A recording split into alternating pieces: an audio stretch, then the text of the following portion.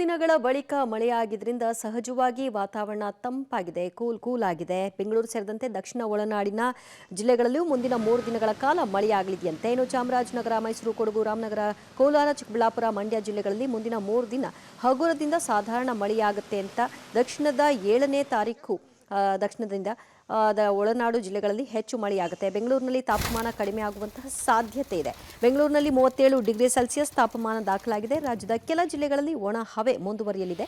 ಉತ್ತರ ಕರ್ನಾಟಕದ ಕೆಲ ಜಿಲ್ಲೆಗಳಲ್ಲಂತೂ ಹಗುರದಿಂದ ಸಾಧಾರಣ ಮಳೆ ಸಾಧ್ಯತೆ ಇದೆ. ಪೂರ್ವ ಮುಂಗಾರು ಆರಂಭ ಆಗಿದೆ.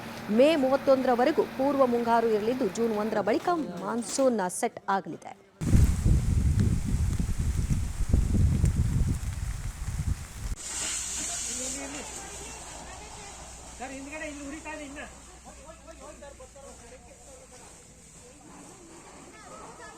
ದಿನಾಂಕ 4-5ರಂದು ಬೆಂಗಳೂರಿನಲ್ಲಿ ಅಲ್ಲಲ್ಲಿ ಹಗುರ ಮಳೆಯಾಗುವ ಸಾಧ್ಯತೆ ಐತಿ. ದಿನಾಂಕ 6-7ರಿಂದ ಒಂದು ಸ್ವಲ್ಪ ಮಳೆ ಪ್ರಮಾಣ ಹೆಚ್ಚಿಗೆ ಆಗುವ ನಿರೀಕ್ಷಣೆ ಇದೆ ಬೆಂಗಳೂರಿನಲ್ಲಿ.